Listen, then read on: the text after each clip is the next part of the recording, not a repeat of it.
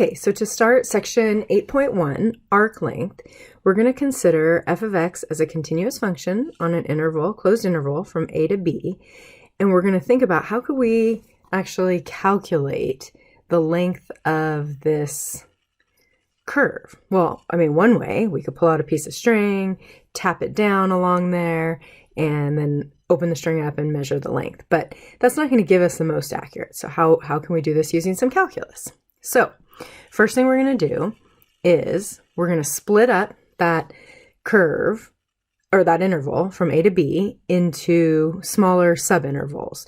So we're going to break up a to b into smaller subintervals, each of width delta x, as we've done multiple times now. And on each subinterval, we're going to consider the actual line segment. So if you look at this diagram over here, we'll consider the line segment on each of those little subintervals. And at first, it's not going to give us that good of an estimation, but as we continue to increase the number of subintervals, these line segments will begin to approximate the length of the curve in a very accurate manner. Okay, so that's our idea. We're going to break up the arc length into line segments, determine a formula for computing the length of each of those line segments, and then add up each of the line segments and increase the number by taking the limit of the sum. So that's the general idea. I typed it up here, wrote it out, and now we're actually going to do it. So again, we're going to suppose that f of x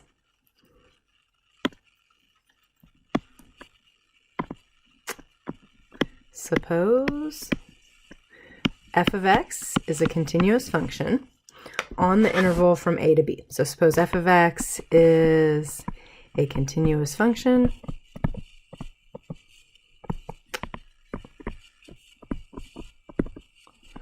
on the closed interval from a to b. So if we have a continuous function on the closed interval from a to b, let's just draw a little picture, x-axis, y-axis. Here's our continuous function, and we'll look at it from a to b, and then let our delta x be equal to b minus a over n. So we'll just divide this up into some subintervals where the width of each of the subintervals is delta x. Okay. All right, so if we've done that, then we can think about, well, how would I actually compute the length on each of those little subintervals? And to do that, we would come up here, let's just think of this as x sub I minus 1, the interval x sub I, and this endpoint, the right endpoint, x sub I.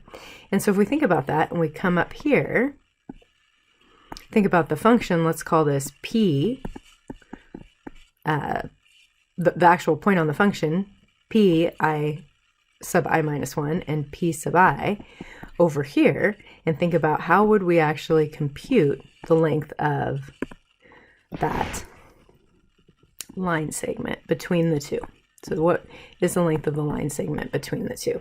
Well, to do that, we'll just use our distance formula. And I actually want to zoom in a little bit more on 2 points to make this a little easier to see. So if we zoom in on 2 points, let's make one more little drawing here where we can really get in there. And if we can zoom in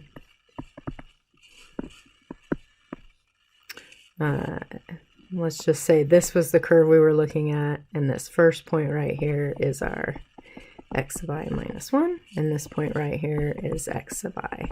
So this length right here that we're looking at is actually just delta x. So I've zoomed way in. So now we're doing a little zoom in. Zoom in so we can look at this. So if we're zoomed way in right here, at this point and this point, and trying to find the length of that line segment. And so again, this guy would be x sub I minus 1 and y sub I minus 1. And this ordered pair up here would be x sub I, y sub I. And if I zoom way in and I actually think about, well, what would that length of that line segment be? We can actually just think of a right triangle where this side here is just of width delta x, and actually every triangle that we draw is going to be of length on this side of the triangle delta x. This side right here, this is going to be changing, so we could call this y sub delta y sub I.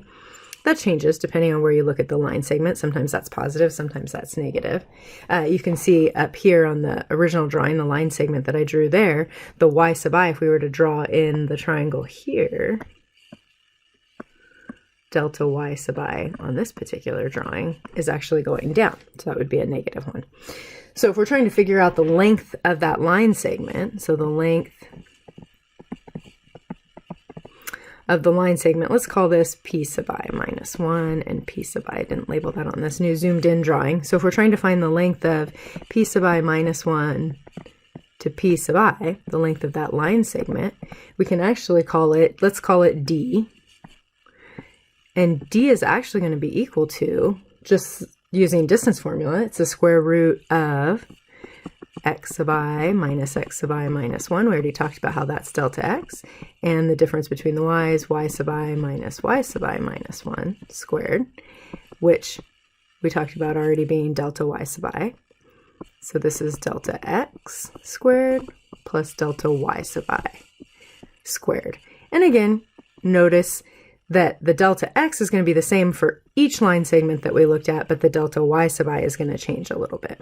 So if we do just a little bit of algebra and I factor delta x squared out of each of these and then take the square root of it, we can clean this up even more and find that that line segment has a length of d, which will be delta x times the square root of 1 plus delta y sub I over delta x quantity squared. And we're going to come back and we're going to look at that little piece right there and talk about how we can actually re-represent that before we pop it into the Riemann sum.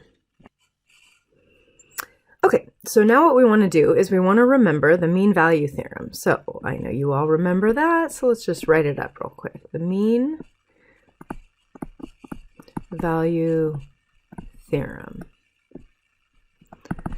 says this, says that if we have, again, a continuous function, so if f of x is continuous on the interval from a to b, then there exists a c in that interval, somewhere in that interval between a and b, such that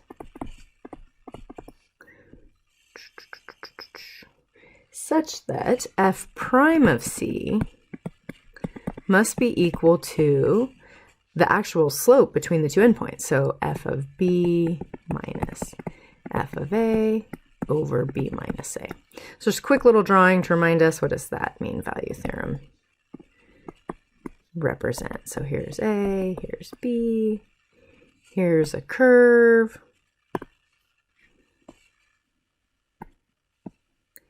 The slope of that line right there,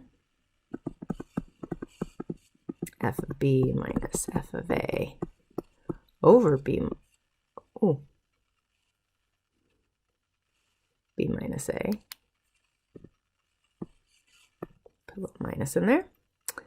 And mean value theorem says that somewhere in between a and b, that there has to exist a point whose derivative, whose slope is actually equal to that. So we could think of that tangent line. So somewhere right here, there has to exist a c such that this is equal to f prime of c, the slope of the tangent line at c. Okay, so that's what the mean value theorem says. But what that means, if we actually come back up here to where we had zoomed in, that means that somewhere on this subinterval by the mean value theorem, there has to exist a point where the actual slope of the tangent line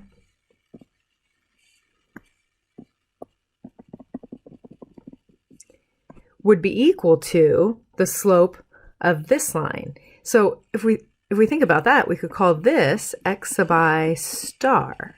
And so by the mean value theorem,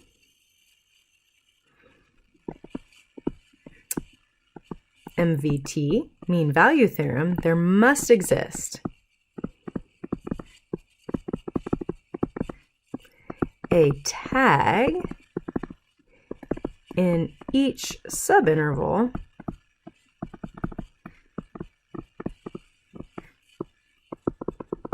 x sub I minus 1, x sub I, such that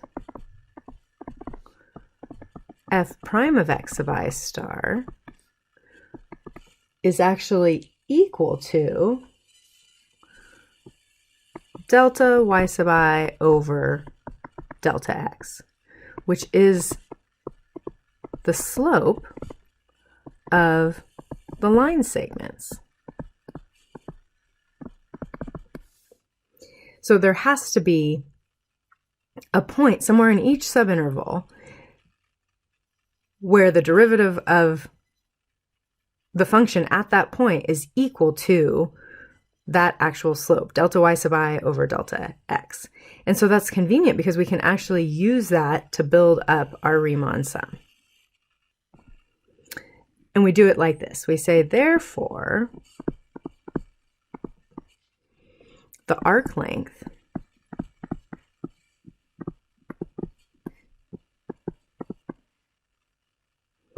of f of x on each subinterval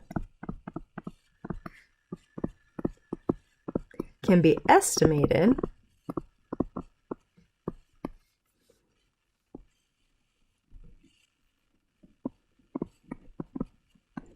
by the length of the line segment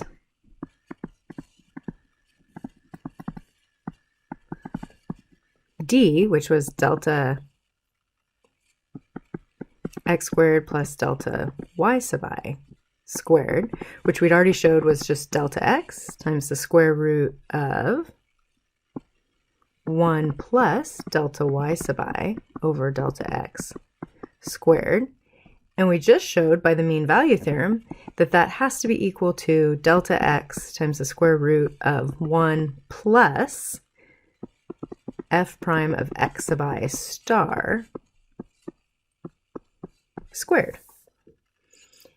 And if we wanted to actually figure out the entire length of the curve on the interval from a to b, we're going to add up all of these, all n of those, and then take the limit as n goes to infinity.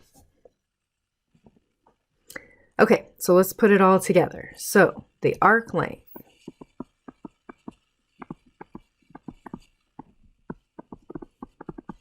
of f of x on the interval from a to b is going to be equal to the limit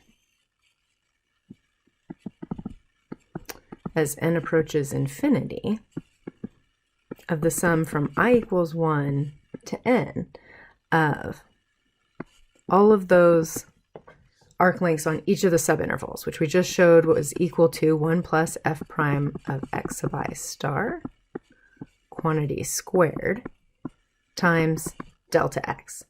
But this is an integral, definition of an integral. This is just going to be the integral from a to b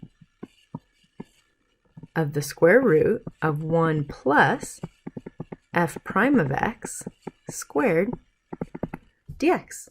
And if we prefer Leibniz notation, integral from a to b, 1 plus dy dx squared dx.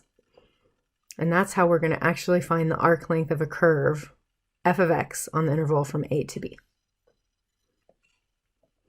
Okay, so as a quick summary, I typed up the arc length formulas here, and if y is a function of x, and we're looking for the arc length of a continuous curve, y equals f of x, on an interval from a to b, then we will use the arc length formula stated here. So the arc length will be the integral from a to b of 1 plus f prime of x squared dx, or in Leibniz notation, the integral from a to b of the square root of 1 plus dy dx squared dx.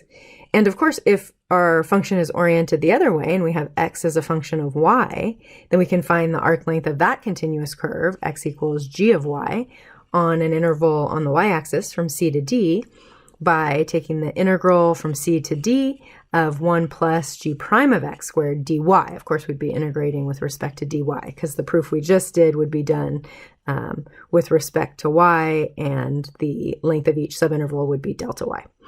In Leibniz notation, we can write that as integral from c to d of the square root of 1 plus dx dy squared dy. And so we can use either one of those two formulas to find the arc length of a continuous curve, given that the function is either a function of x or a function of y. Okay, so next we'll do some examples. I'm going to put those into a separate video.